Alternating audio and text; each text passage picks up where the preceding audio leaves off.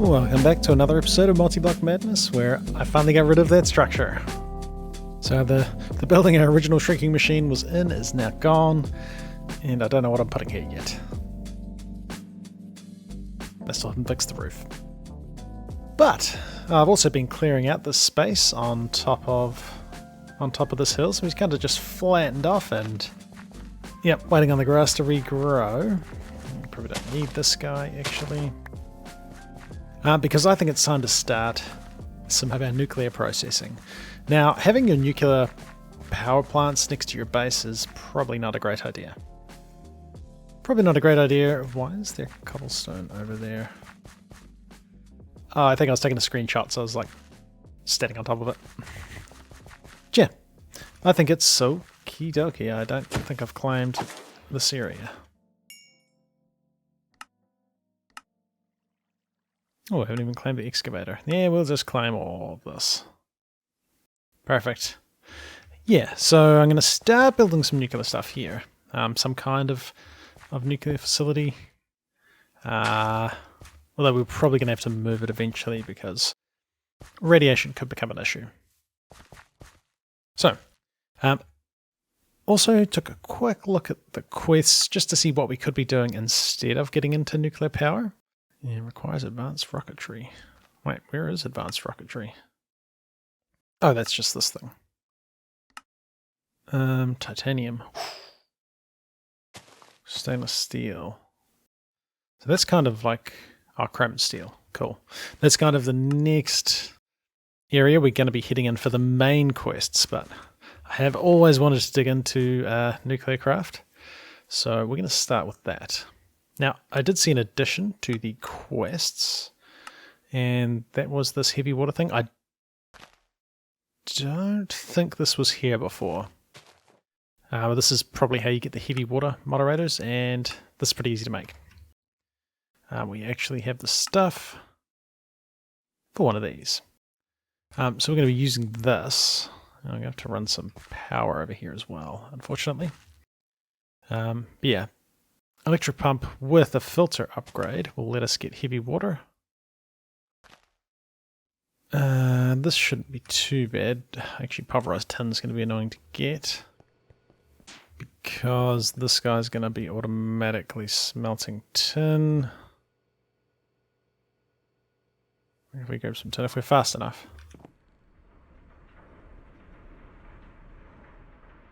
The fact it's not going in there makes me think. Crushing ingots. Nope. He's just started processing it. Cool. So we got some pulverized tin. We're going to need some BAM plates. I guess we'll just get some of them. And hardened glass. I think I've taught the recipe for that. Just waiting on those bits of glass. A filter upgrade. And this can live, I mean, it's going to get smelted again, but that's fine. So heavy water, and we'll take those upgrades, and I think I'll actually put them, maybe not there, maybe in that guy. Cool. So yeah, heavy water we're going to want. Reactor building. Right, so I think I'll just try and assemble, yeah, there's the heavy water moderator. An empty frame, we probably want to teach that recipe. We might have to take a bit of a detour to get some aluminium going. So an empty frame. Now, is this used for infinite water sources? Heavy water moderator, so we might want... I don't know if we're going to want heaps of these. Maybe we'll just craft one for now. Turns out I ran out of aluminium extremely quickly, so I knew I had a bauxite vein here.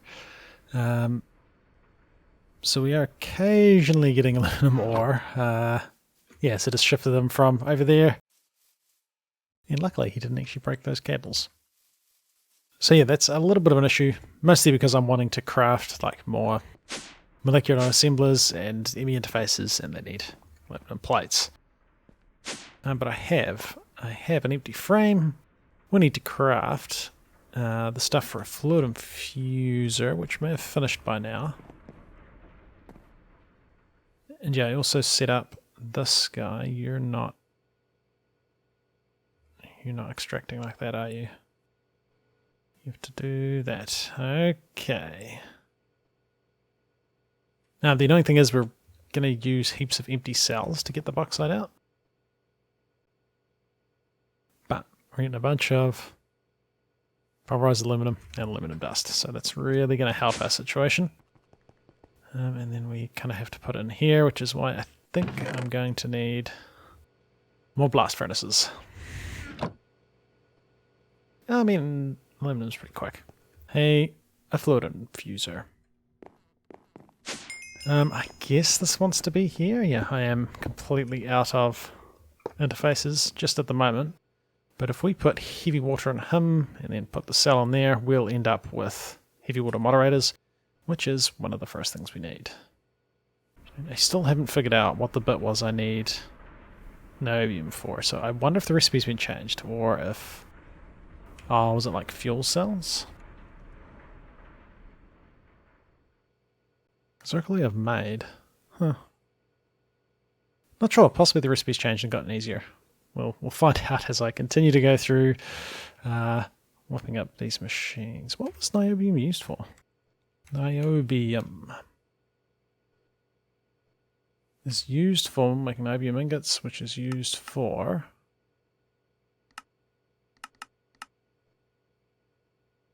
making that stuff. Zircaloy. But didn't I see we can make that with zirconium and tin?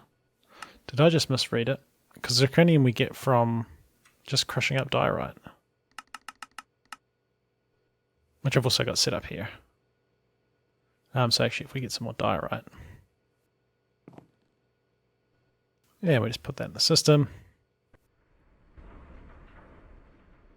Oh, you're heavy on power usage. Oh, of course. We're going to be struggling on power now. Yep. Cool, so set up this electric pump. You definitely want to put the filter in it before you have it suck up water. I actually ended up making a second one because it got like water stuck inside it. And even when I took it all out, it wouldn't pump up the new water. But then by the time I'd crafted another one, it just decided to start working. So we're now getting heavy water. Just going to wait for it. It's a little bit slow with heavy water. It's quite a lot faster with regular water. But there's a bucket of heavy water. And then we can chuck this in this guy. I thought. Okay, we can do that. And yeah, one bucket and one thing of water makes one heavy water moderator. Well, your assembling's going okay. We've got like some reflectors and stuff. Just processing some zirconium. And this should get us these solid fuel fission cells. I haven't done the zircaloy. It was zirconium and tin. Oh, and it's a lot of zirconium to not much tin. Zirconium. Let's just speed this up. We now have a compactor with a gear die, so we can make gears in here. Still out of aluminum for making more interfaces, but this should get us some fission cells. And then all we're missing is a bunch of reactor casings and ouch. So we need 8. So we need 8 lots of this. I probably want to teach that recipe. And ooh, the turbine casing. HSLI steel. Hey, we've made that. Still is going to be a lot of these things. Oof. And go. This might take a while to craft. Oh, then again, maybe it's not too bad. That's pretty cool. That's pretty cool. Ooh, nice. 64 fission reactor casings. Reactor building 101. Now this has a bunch of instructions. I don't know why I want a diamond 1 for building a reactor. Collect these blocks to get started. This will all take place inside of a reactor, so placing a floor of reactor casing before you get started might be helpful. Yes. Pay close attention to the base heat gen here. I'd recommend looking up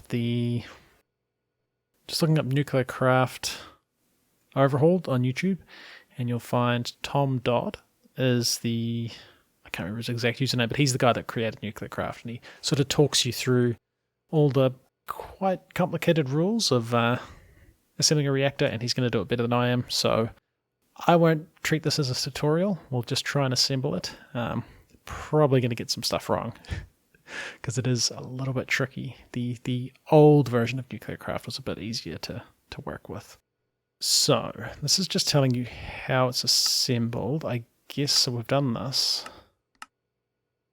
Now we're building heat sinks. We just want 2 lapis heat sinks.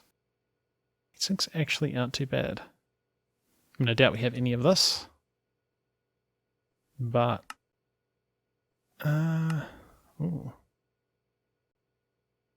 Yeah, this isn't quite going to be... Well, actually...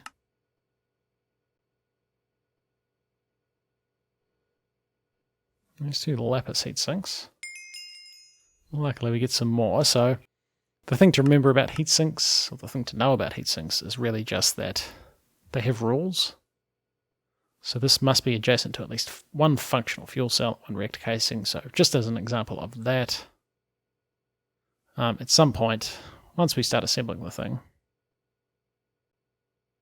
Oh, we haven't got a port yet. Well, we're going to have like the casing, which will actually be a port, a fuel cell, which I think has to be inside the reactor. We're going to have... So one functional fuel cell. So we could have something like this, as long as there were casings like that. And this could be like this. And you build a reactor around that. So I don't know exactly what we're making today, but we'll find out. And even once we get this guy running, he's actually not going to make any power until we build ourselves a turbine. So looks like it's not actually horrendously expensive. It's just HSLA steel, which we've made, which was like manganese and steel. Carbon manganese, which was carbon and manganese, which we get from a rock crusher. Yeah, so expensive, but the recipes aren't horrendous. Okay. Alright, so fission, neutron, radiators. Oh, and that's an awesome quest reward. Steel chassis. Cool. Then we're going to need radium dust. Right, so we need neutron sources. We need a decay hastener. Can we craft one of these? Right, so we're missing a couple of these. A machine chassis, but we asked for one of them. And this gets us a decay hastener. Extreme radiation. I mean, it might be extreme. Guess we'll plonk this dude here. Hasn't even started processing yet. I think this guy's going to take forever. And drain all of our power to do this. He started. It's very, very slow. And a quick trip to the beneath for some mining. Ooh, that's a little bit radioactive. Quickly put that in there. We probably should get out our Geiger counter, actually. You can see we got 21 URADs, which isn't bad. But if we come over here, it's about the same. So I've been putting my nuclear stuff here. Our quest was this stuff. Cool, so we did that. Nice. Reactor troubleshooting, but here we go. Possible reactor design. Putting it all together. This quest will guide you in setting up the frame and help with setting ports, inputs, outputs. Ooh, so there's a few other bits and pieces. Ooh. Nice. A solid fuel fission controller. And that's the quest. Do we have to submit that? We might have to submit that. Tick submit. Do we get a recipe? Oh, checkbox. Okay. Nice. And then... yes, then we need the turbine. And we get, ooh, super laminar flow duct. And yeah, I'm picking we don't have the stuff for making this just yet. Actually, we're not far off. We're not far off, but first we'll get our reactor assembled. We just have to be careful not to let it block up with steam or it will melt down. Which will put radiation in the area, which, if you're playing this pack, you probably don't have radiation enabled unless you've turned it on yourself. But I quite like the radiation, so we're doing that. Right, so I was struggling to figure out, you know, what this reactor should look like, but there is a handy miniaturization example here. So this is what the reactor will look like once it's finished. So it doesn't actually show all the components. That's cool. Those look like manganese heat sinks, perhaps. And it might just be because of my GUI scale. So it's kind of like a 5 by... oh, I can't read that. I also don't think I have enough glass. This might not actually be the one we're supposed to design. Maybe not. Maybe I should just try and figure this out myself. Because, yeah, apparently this guy only makes like enough power through the turbine to generate about 1,000 RE per tick. It's possibly buffed up a bit now, but this is mostly designed for irradiating items. And fission irradiation is how you convert like these items to these things. So if we want to get to like polonium or cobalt, I don't know why we want cobalt or why we want any of this stuff. But perhaps it's best just to see what we've got. I don't know if we've actually got... do we have enough stuff to make a reactor? I'm not even sure. I don't think we do. Okay, I'm ready. And I was very not near ready before. In the description of the video is a link to the builds I'm going to be using. Just kind of like a starter reactor and a starter turbine. So there's a bunch of materials we had to make. Most of this was actually just like tough alloy and some stuff I'd already made. I think the only new material was extreme alloy.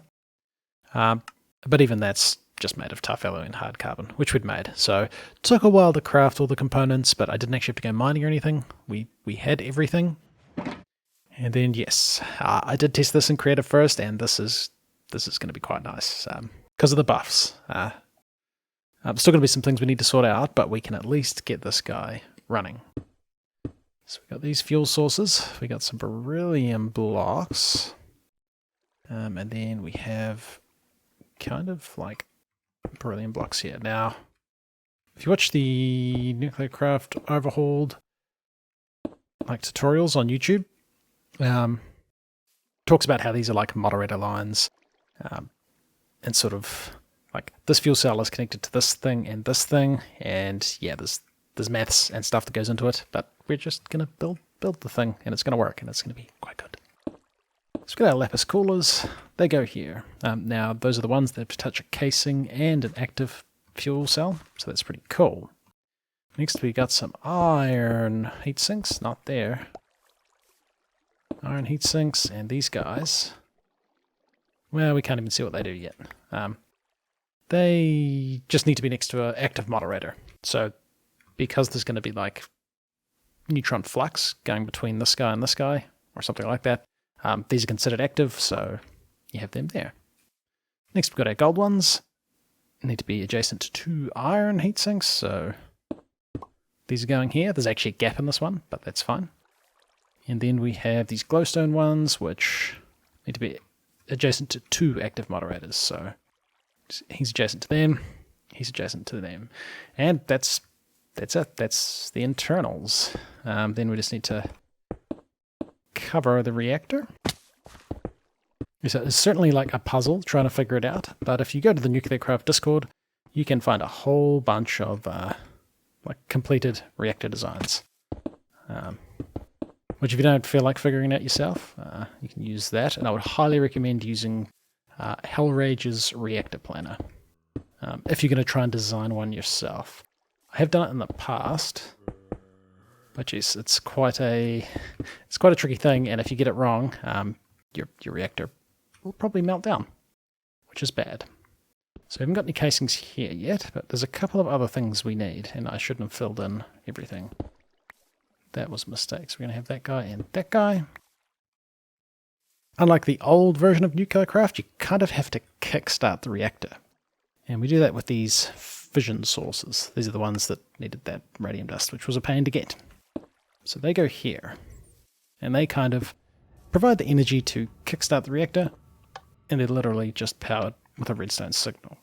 Now, if you assemble your reactor wrong, and you turn them on, you can't actually turn them off until he runs out of fuel. So if you're making excess heat, you do definitely risk a meltdown that you can't even stop. I mean, I assume you can probably like break the blocks, but we're gonna try and not need to do that.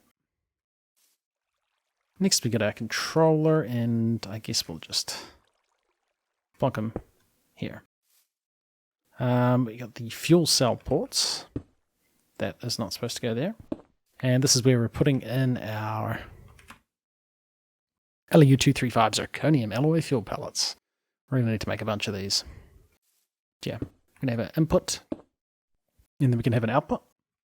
So we can hook this up to like our AE system, which is getting very messy, to have it automatically inputting the fuel and then taking out the stuff we've used. And actually, I mean, we could probably, instead of running AE cables, we might even just ender chest it, like have an input ender chest that contains radioactive fuel, and maybe another one that takes it back, and then we'll just extract with filters, because you don't want to be handling it. Can be pretty nasty. But yes, that's them, and then we have our reactor vents. So we're going to be inputting fluid, and we might even do it here. And when I was testing it, we got our water source. This guy was enough to keep him going, but the single one wasn't. Now, it's probably more like... Actually, wait. Can we just make a sink? Oh, it needs that one anyway. Okay, we'll just make that one. A little bit cooler than having a sink. Yeah, so before we turn this guy on, we'll have that. So we're going to be inputting water. That's going to get converted into steam, which we're going to output here. So the steam's going to come out and go into the turbine, which we're going to build, which is quite a weird looking turbine, but works very well. Very, very well. And then we just got some reactor glass to cover in the machine. Now you could put whatever you want on the inside of this. Don't put moderators in. I don't know what would happen if you did. Possibly bad stuff. Done. We have a reactor. He will be heat neutral, so he's not actually going to increase in temperature as long as you're supplying water. As long as you're supplying water. I think. Actually, I don't know if he builds up heat if you don't put water in. Because we've got heat sinks that get rid of heat. I'm not entirely sure, actually. He might not overheat, even if you don't put water in. Or maybe he does. Let's not find out. And next, we got this guy, and I highly recommend following along with the pictures that are linked in the description, because this guy's a little bit confusing to make. So yeah, you either want to follow the link or go into the NuclearCraft Discord and look for, it's like improved starter turbine. And that's right, this gigantic thing is a starter turbine. Now, not the rotor shafts, we've got the turbine casings. Now, the interior of this dude is 3 by 5.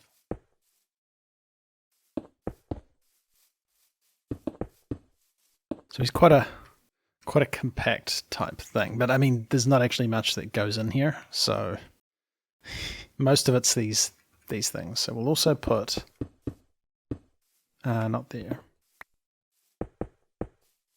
also put this stuff here. Perfect. And there's going to be glass and other stuff. But, okay, so you might think the turbine rather, is going to run this way, like the shaft would be along here, and I mean, that's how I would have built it if I was just randomly assembling one, but no. We're actually going to be doing them this way. So we need our fluid inlet, which is going to be connected to the steam here, so I might put them here, actually. And if we're going to do... Ooh,